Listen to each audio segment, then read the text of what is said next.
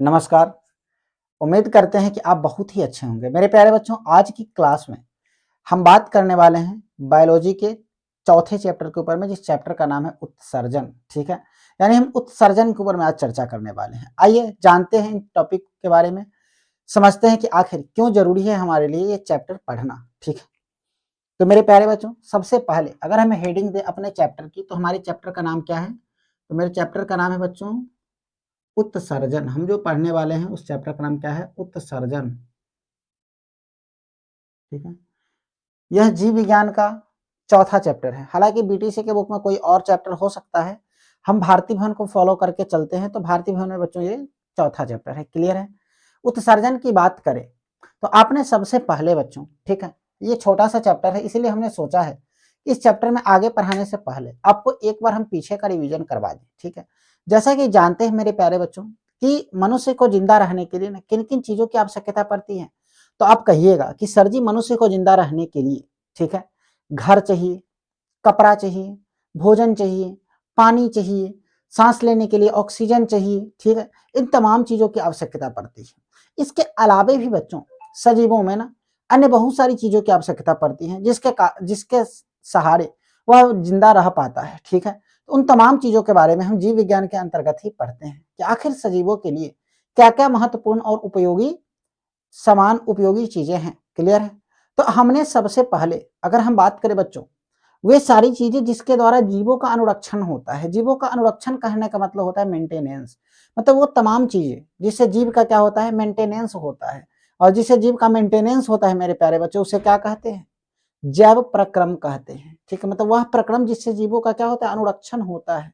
ठीक है, वे सारी क्रियाएं जिससे जीवों का अनुरक्षण होता है उसे हम जैव प्रक्रम कहते हैं। ये आपने चैप्टर 1 में पढ़ा था, जैव प्रक्रम एवं पोषण। ठीक है, यानी एक पॉइंट आता है जैव प्रक्रम एवं पोषण, इसमें एक मेन बात आया, पोषण किसे कहते हैं? पोषण होता क्या है? देखिए, जिंदा रहने के लिए बच्चों भोजन की आवश्यकता पड़ती ही है, पड़ती। भोजन में ही खाना पानी दोनों चीज आ गया। ठीक है, तो अब भोजन करिएगा तो भोजन आएगा कहाँ से? तो देखो, भोजन की अगर हम बात करें, सबसे पहले आपसे कोई पूछे कि पोषण कहते किसको है, इसका सबसे सरल और सबसे बढ़िया परिभाषा ये होगा मेरे प्यारे बच्चों कि वे सारी क्रियाएं जिसके द्वारा जीव पोषक तत्वों को ग्रहण कर उनका उपयोग करते हैं। ठीक है, या भोजन को, वह विधि जिससे जीव भोजन को ग्रहण कर उसका क्या करता है?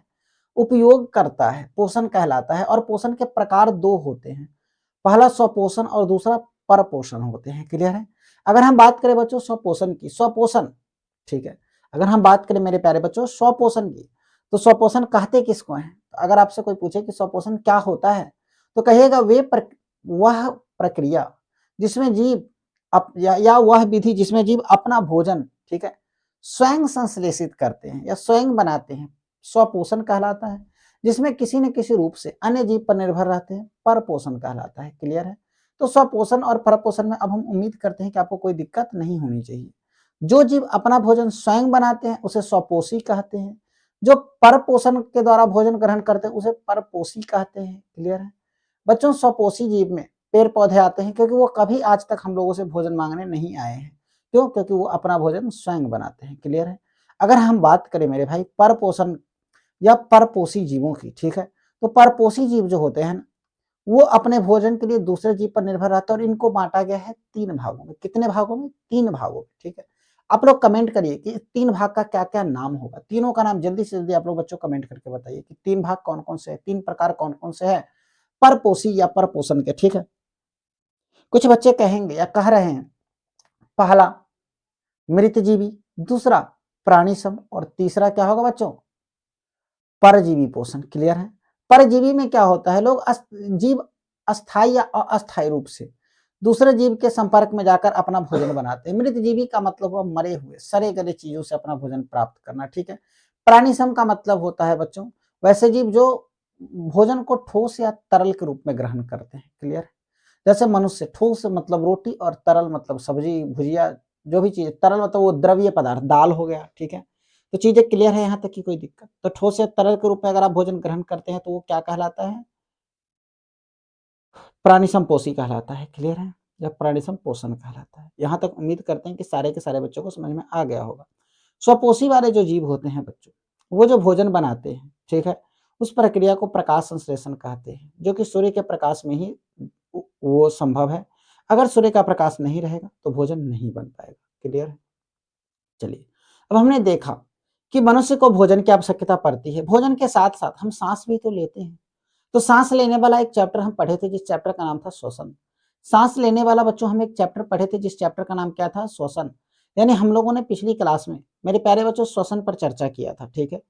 श्वसन की बात करें तो कह रहा है वो जिस विधि के द्वारा, जिस प्रक्रिया के द्वारा हम बाहरी वातावरण से ऑक्सीजन को ग्रहण कर कार्बन डाइऑक्साइड का त्याग करते हैं, वही तो श्वसन कहलाता है। और उस ऑक्सीजन से हमारे शरीर में ऊर्जा का निर्माण होता है। किसका निर्माण होता है? ऊर्जा का निर्माण होता है। क्लियर है? हमारे शरीर में ऊर्जा का निर्माण होता है। उम्मीद करते हैं कि चीजें आपको समझ में आया होगा। श्वसन को भी दो भागों में बांटा गया है। एक क्या होता है? वायवीय श्वसन, जो वायु की उपस्थिति में होता है। एक होता है अवायवीय श्वसन, जो वायु की अनुपस्थिति में होता है। क्लियर है? आशा करते हैं कि आपको उम्मीद करते हैं कि चीजें क्लियर होगी। अगला चैप्टर जो बच्चों हम लोग पढ़े थे, हाँ, अलग अलग पौधों में जैसे हम लोग सांस लेते हैं बच्चों फेफड़ों के द्वारा। देखिए, अगर आपसे कोई पूछे कि मनुष्य का श्वसन अंग, मुख्य श्वसन अंग क्या है, तो आप ये नहीं कहिएगा कि सर नाक है। नाक एक माध्यम है, ये पाइप, ये रास्ता है जिससे होकर के ऑक्सीजन हमारे शरीर के अंदर प्रवेश करता है। ठीक है? मेन रूप से फेफड़ा है जिससे हम श्वसन, हमारा मेन श्वसन अंग जो है ना वो क्या है? तो फेफड़ा है। मछली का गिल्स है। ठीक है? पेड़ पौधों का बच्चों पत्ते के छोटे छोटे छिद्र, जिसको हम रंध्र या स्ट्रोमाटा कहते हैं। क्लियर है? अब हम आते हैं तीसरे चैप्टर, जिसका नाम है बच्चों परिवहन। परिवहन में जीवों में, अब हम खाना खा लिए, सांस भी ले रहे हैं, बिल्कुल सही बात है, जिंदा रहने के लिए जरूरी है। अब उसके अलावे क्या चाहिए? उसके अलावे मानकर चलिए हम भोजन किए, और भोजन अगर हमारा यहाँ कंठ में आकर के अटक गया, तो क्या हम जिंदा रह पाएंगे? नहीं रह पाएंगे। तो ट्रांसपोर्टेशन की जरूरत पड़ती है कि भोजन यहाँ न रुक करके शरीर के विभिन्न कोने तक जाए, जहां उसकी आवश्यकता है, उस स्थान तक भोजन क्या हो जाए? पहुंच जाए। क्लियर है? यह जो क्रियाएं होती हैं इसी को परिवहन कहते हैं। हालांकि पेड़ पौधों, मनुष्य में परिवहन की क्रिया अलग अलग तरीकों से होती है, लेकिन पेड़ पौधों में बच्चों अगर हम बात करें ना परिवहन की क्रिया की, तो दो संवहनी ऊतक होते हैं, एक जाइलम और एक फ्लोएम। इन दोनों संवहनी ऊतक की सहायता से ही पेड़ पौधों में क्या होता है? फ्लोएम का क्रिया, सॉरी, ये पौधों में भोजन का परिवहन, खाद्य पदार्थों का परिवहन होता है। जाइलम वो संवहनी ऊतक है जो जड़ से खनिज लवण को खींचकर पत्तियों तक पहुंचाता है, जहां पर भोजन बनता है। ठीक है? उसका प्रकाश संश्लेषण के फलस्वरूप पेड़ पौधे जब अपना भोजन बना लेते हैं ना, तो उस भोजन को उनके गंतव्य स्थान तक पहुंचाने का जो कार्य होता है, यानी भोजन खाद्य पदार्थों को ढोने का जो काम होता है, वह काम होता है फ्लोएम का। क्लियर?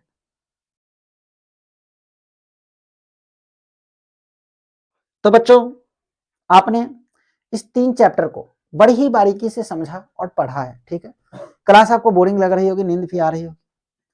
चलिए, कोई बात नहीं, आते हैं हम अपने अगले चैप्टर की ओर, जिस चैप्टर का नाम है बच्चों हमारा उत्सर्जन।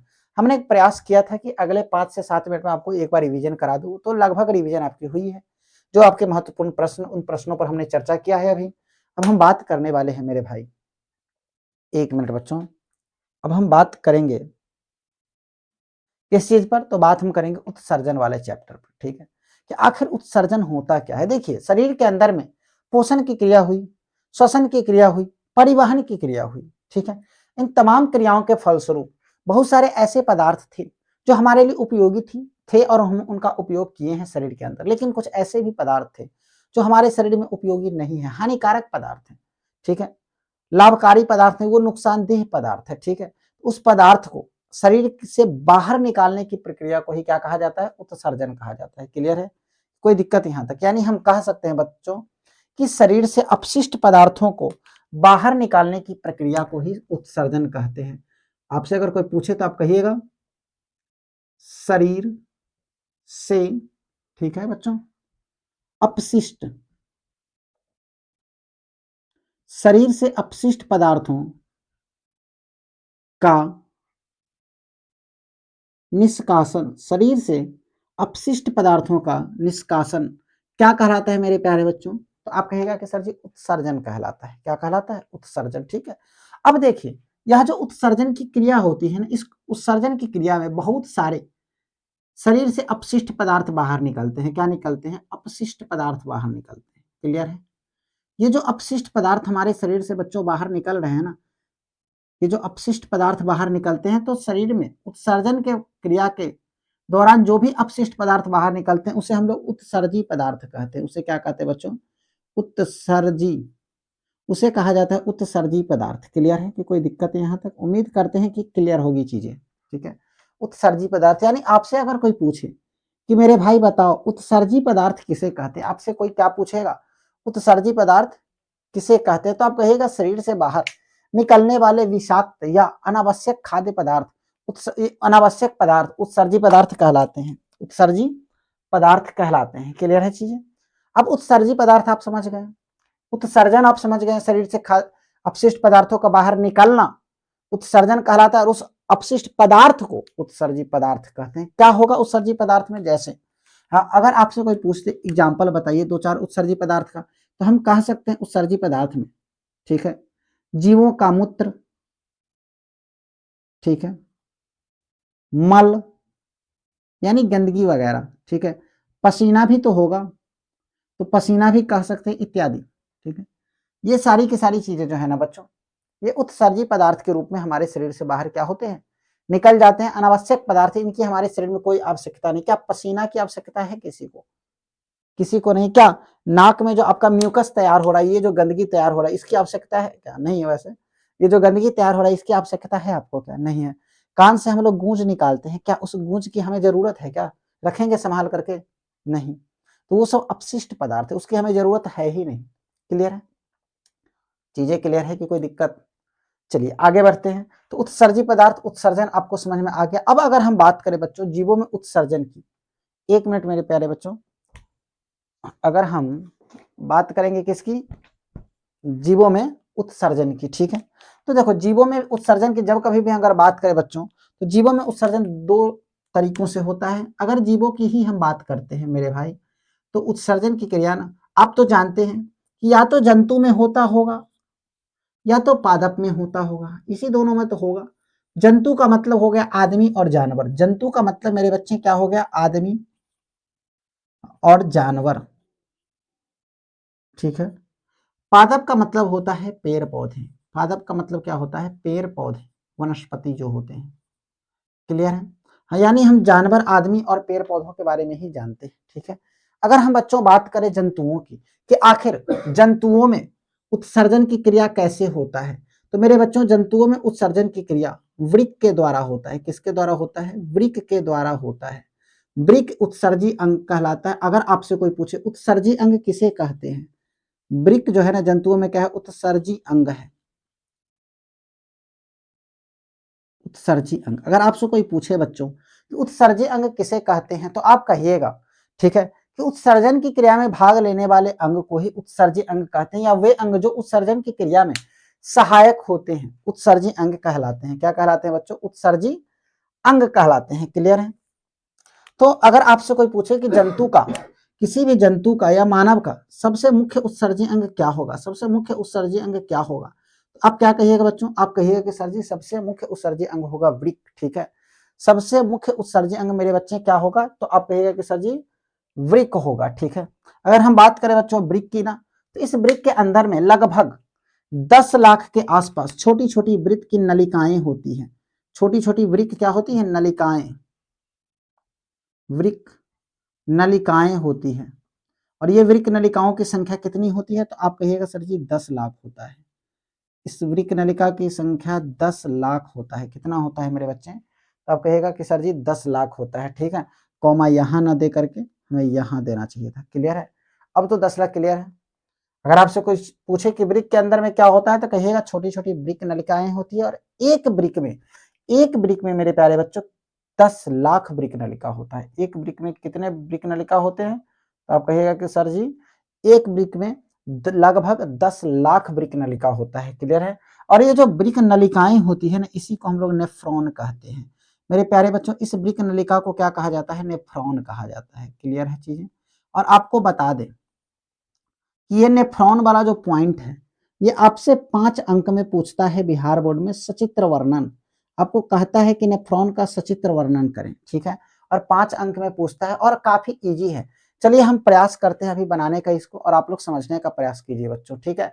चलिए जिन भी बच्चों को नोट करना है आप यहाँ से यहाँ तक नोट कर सकते हैं इन चीज़ों को, फिर हम आगे बढ़ेंगे। जल्दी से नोट कीजिए जिनको भी नोट करना है। चलिए आप गौर से और बारीकी से देखिएगा, ठीक है? कि हम कैसे ब्रिक नलिका यानी कि नेफ्रॉन का फोटो बनाते हैं, आप सीख जाएँगे एक ही बार में, ठीक है?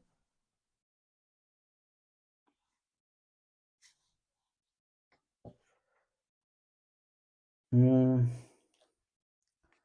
देखिए बच्चों, अगर हम बात करें ब्रिक नलिका की ना, तो सबसे पहले हम एक पाइप टाइप का बना लेते हैं। क्या करते हैं? एक पाइप टाइप का हम बना लेंगे सबसे पहले। सर्वप्रथम हम एक पाइप टाइप का बना लेंगे, बन गया। देखिए, इनके नामों पर हम बाद में चर्चा करेंगे, नाम अभी बताएँगे थोड़ी देर में, ठीक है? पहले आप बनाते जाइए। आप भी बच्चों हमारे साथ क्या करिएगा इसको, बनाते जाइएगा, क्लियर है?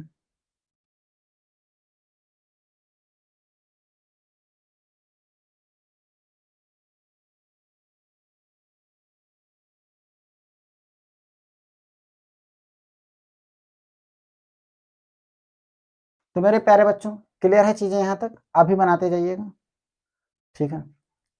और उसके बाद हम क्या करते हैं, इस वाले पाइप से ना, इस वाले पाइप से हम इसको हल्का-सा नीचे की ओर लाते हैं। अभी ऐसे इसको हल्का-सा यहाँ से क्या करिएगा बच्चों, नीचे की ओर लाइएगा ऐसे, ठीक है?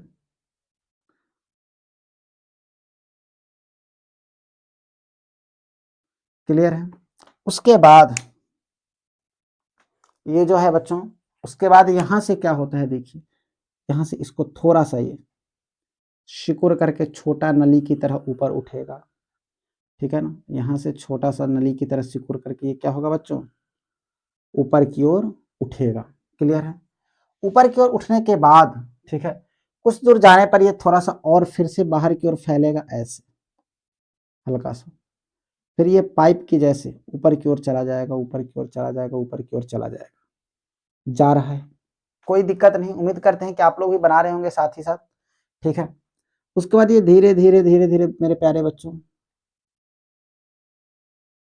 ऐसे आएगा और ऐसे आएगा, क्लियर है चीज़ें? ऐसे होने के बाद इसको देखिए गौर से, इधर से हम इसको और इधर से इसको, ठीक है? ऐसे उठाते हैं और इसको उठाने के बाद ये थोड़ा-सा है ऐसा, क्लियर है चीज़ें?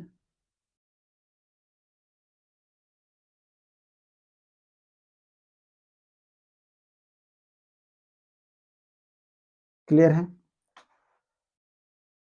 हुँ, 1 मिनट बच्चों, ये क्लियर है? उसके बाद ये जो होता है ना, इसके अंदर में एक छोटा-सा ऐसा होगा, इसके नाम हम अभी लिखेंगे, क्या होता है इसका नाम, और उसके बाद आपको बीच में कुछ इस टाइप का रहता है। चलिए, क्लियर है? तो ये आपकी है, आपके ये नेफ्रॉन है आपका, ठीक है? ये आपका क्या है बच्चों, नेफ्रॉन है। ये हालाँकि इधर निकल कर के गया रहता है और ये इधर निकल कर के चला जाता है, क्लियर है? उम्मीद करते हैं कि चीज़ें आपको समझ में आई होगी। देखो सट पूरा का पूरा सेम टू सेम तो हम बुक की तरह नहीं बना पाते हैं, लेकिन प्रयास रहता है कि बेहतर से बेहतर बनाएँ। आप लोग इससे भी ज़्यादा बेहतर बना सकते हैं क्योंकि मैं बोर्ड पर बना रहा हूँ बच्चों और बोर्ड पर थोड़ा बहुत हाथ स्लिप होता रहता है, ठीक है? चलिए इसके कुछ नाम हैं, उन नामों को हम देख लेते हैं और उन नामों को हम आपके सामने लिख भी देते हैं ताकि आपको याद हो जाए। फिलहाल याद तो हमें भी नहीं है पूरा का पूरा, तो बुक में से ही हेल्प लेंगे। देखिए सबसे पहले बच्चों ये जो ऊपर वाला कॉर्नर है ना, इसको कहा जाता है अपवाही धमनिका। इसको हम अपवाही धमनिका कहते हैं, अपवाही धमनिका, क्लियर है चीजें? इसको कहा जाता है बच्चों अभिवाही धमनिका, अभिवाही धमनिका, क्लियर है? उसके बाद 1 मिनट बच्चों,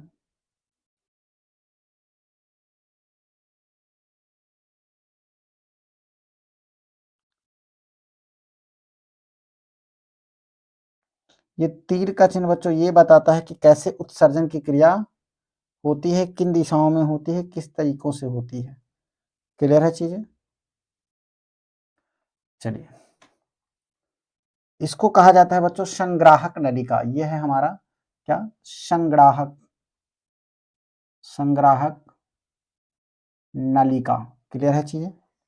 यह है दूरस्थ कुंडलित नलिका, इसको हम कहते हैं बच्चों, यह जो है ना हमारा, इसे कहते हैं दूरस्थ कुंडलित नलिका। क्लियर है। इसको कहा जाता है सामान्य संग्राहक नलिका। इसे हम क्या कहते हैं, सामान्य संग्राहक, संग्राहक नलिका। क्लियर है। इसको कहते हैं बच्चों हेनले का, इसको कहा जाता है हेनले का अवरोही, हेनले का अवरोही चाप। इसको कहते हैं मेरे प्यारे बच्चों हेनले का अधिरोही, हेनले का अधिरोही चाप। क्लियर है। इसको हेनले का अधिरोही चाप कहते हैं और इसको हेनले का अवरोही चाप कहते हैं। क्लियर है। ये है हमारा कुंडलित नलिका। ये क्या है बच्चों, कुंडलित नलिका। क्लियर है चीजें। इसको कहा जाता है ग्लोमेरुलस, इसको हम लोग ग्लोमेरुलस कहते हैं। सबके अलग अलग कार्य हैं। हम इसके ऊपर एक छोटा सा क्लास या वीडियो लेकर के आएंगे जिसमें हर एक चीज आपको समझाई जाएगी बेहतरीन तरीके से। इसको कहा जाता है वोमेन शैम्पुट, वोमेन, वोमेन शैम्पुट। क्लियर है मेरे प्यारे बच्चों। तो यही है हमारा डायग्राम एक नेफ्रॉन का। और आपसे कोई पूछे कि बताइए एक वृक्क के अंदर में कितने नेफ्रॉन यानी कितने सारी वृक्क नलिकाएं मौजूद होती है, तो आप क्या कहिएगा बच्चों, आप कहिएगा कि सर जी एक नेफ्रॉन, सॉरी एक वृक्क नलिका के अंदर लगभग 10 लाख, एक वृक्क नलिका के अंदर लगभग कितना, इसको आप नोट ही कर लेना, याद ही कर लेना, लगभग 10 लाख नेफ्रॉन मौजूद होते हैं। 10 लाख नेफ्रॉन मौजूद होते हैं। ठीक है। एक वृक्क नलिका में कितने, अगर ये डायग्राम किसका है तो ये आपसे कहेगा एक वृक्क नलिका, एक वृक्क नलिका या नेफ्रॉन का सचित्र वर्णन करें, सचित्र वर्णन करें। अगर नामांकित चित्र बोले तो बस आप चित्र बनाकर नाम लिख लेंगे, लेकिन अगर सचित्र वर्णन कहें तो आप इसका चित्र बनाएंगे, फिर बारी बारी से ये जितना सारा पॉइंट है ना बच्चों, इन तमाम पॉइंट्स को हम बारी बारी से इन सभी के बारे में एक एक दो लाइन क्या करेंगे, लिखेंगे। आपके लिए हमने ना आपका जो ये बायो का जो नोट्स है पूरा का पूरा बुक वाले ऐप के, आप बुक वाले सेक्शन में जाएंगे बच्चों, उस बुक वाले सेक्शन में जीव विज्ञान का हमने संपूर्ण क्लास नोट्स रख दिया है। आप वहां से जाकर के उसको क्या कर सकते हैं, देख सकते हैं। और हर एक पॉइंट का डेफिनेशन दिया गया है, क्योंकि ये चूंकि क्रैश कोर्स है तो ज्यादा लंबा चौड़ा अगर यहाँ पर लगेंगे समझाने तो बहुत ही ज्यादा लंबा क्लास भी चला जाएगा। क्लियर है। तो हम यहीं तक इन चीजों को रखते हैं, ज्यादा आगे इसको बढ़ाने की जरूरत हमें नहीं लग रही है। ठीक है। अगर आवश्यकता आपको लग रही है तो आप हमें बता सकते हैं। क्लियर है बच्चों। चलिए आगे बढ़े हम थोड़ा सा। देखिए अगर हम बात करें बच्चों उत्सर्जी पदार्थ में, ठीक है, अच्छा ये तो हो गया उत्सर्जी अंग, इसका जंतुओं का हो गया। ठीक है। जो कि वृक्क के अंदर में मौजूद होते हैं, लगभग इनकी संख्याएं 10 लाख होती है। नेफ्रॉन की संख्या लगभग बच्चों कितना होता है, तो 10 लाख होता है। कल बच्चों आप लोगों का एक होमवर्क है, आप तमाम बच्चे एक पेज पर अपना नाम लिखेंगे। ठीक है। और साथ ही साथ उस पर एक नेफ्रॉन का सबसे बढ़िया नामांकित चित्र बनाएंगे। ठीक है। सचित्र नहीं, नामांकित चित्र, मतलब आप उसका डायग्राम बनाएंगे और सबका नाम लिखेंगे। ठीक है। और आप लोग अब हमारे यहाँ से जाने वाले हैं ऑफलाइन वाले बच्चे सारे के सारे जल्द ही, तो हम चाहते हैं कि सारे के सारे बच्चे छोटे छोटे पेज पर अपने नाम और रोल नंबर के साथ, नाम, रोल नंबर और ईयर कि हम 2024-25 में ये 3-4 चीज लिख करके डायग्राम बना करके लाएंगे और पूरे क्लास में चिपका देना है। हर एक बच्चा का डायग्राम चिपकेगा। ठीक है। तो सारे के सारे बच्चे बना करके लाइएगा। ठीक है। तो चलिए मेरे प्यारे बच्चों आगे बढ़ते हैं। अब हम देखते हैं केवल जंतुओं में ही उत्सर्जन नहीं होती है, उत्सर्जन की क्रिया बच्चों पेड़ पौधों में भी होती है। किसमें होती है, पेड़ पौधों में भी होती है, पादपों में भी होती है। उसमें किसके द्वारा होती है, तो देखिए पेड़ पौधों के जो उत्सर्जी अंग होते हैं, ठीक है, अगर हम किसी भी पेड़ पौधे के उत्सर्जी अंग की बात करें मेरे बच्चों, हम मानकर चलते हैं यही किसी पौधे का क्या है, ये जड़ वाला भाग है नीचे का, वो डाल था ऊपर का, सॉरी वो टहनी था।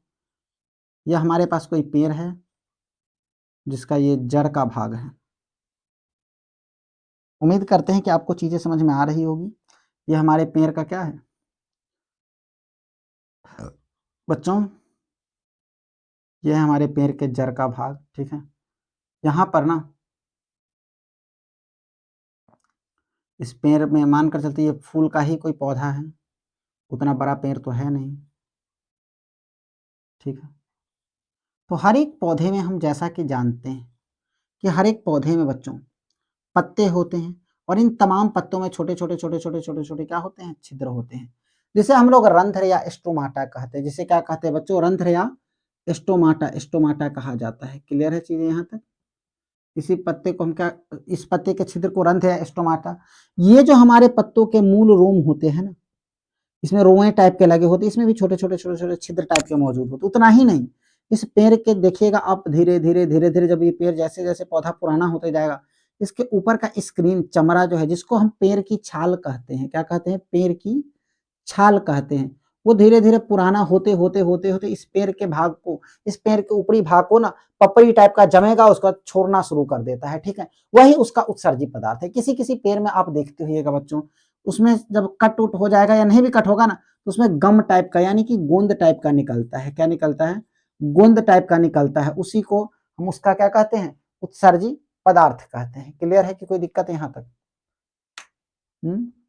क्लियर है? उसी से गोंद वैसे बनता भी, गोंद उसी से, पेड़ में लसलासापन टाइप का नहीं रहता है, उसी को हम लोग क्या, उसी से क्या बनता है, गोंद भी बनता है। क्लियर है चीजें? आगे बढ़े, चलिए एक पॉइंट आता है मेरे प्यारे बच्चों,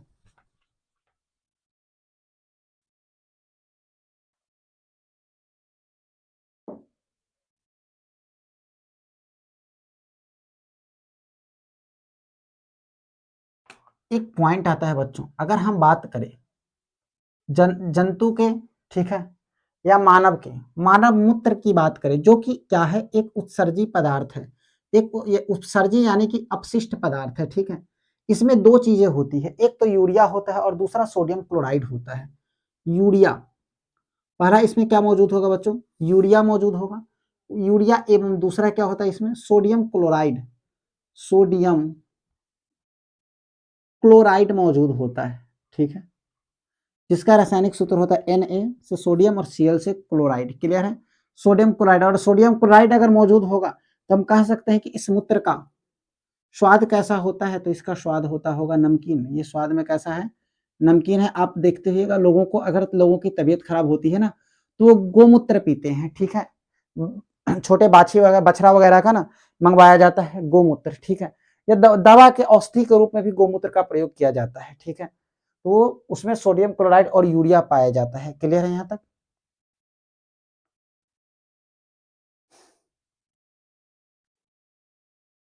अगर हम एक मनुष्य के बात करें, तो अगर कोई भी मनुष्य, ठीक है, 24 घंटे में, कितने देर में, 24 घंटे में, ठीक है, 24 आवर में ना, अगर वो 24 घंटे में अगर वो 80 से बच्चों 100 ग्राम, ठीक है, 80 से 100 ग्राम तक प्रोटीन आहार लेता है, क्या करता है, प्रोटीन आहार यानी प्रोटीन को ग्रहण करता है। प्रोटीन आहार लेने का मतलब मेरे प्यारे बच्चों क्या हुआ कि अगर वह प्रोटीन को 80 से 100 ग्राम तक अगर वह प्रोटीन को क्या करता है बच्चों, ग्रहण करता है, तो उसके शरीर में जो मूत्र का निर्माण होगा, उस मानव के शरीर में जो मूत्र का निर्माण होगा, उसमें जो पदार्थों की मात्रा होगी, उसमें जल होगा 96%। जल कितना होगा बच्चों, 96%, 96 यानी कि 96%, ठीक है।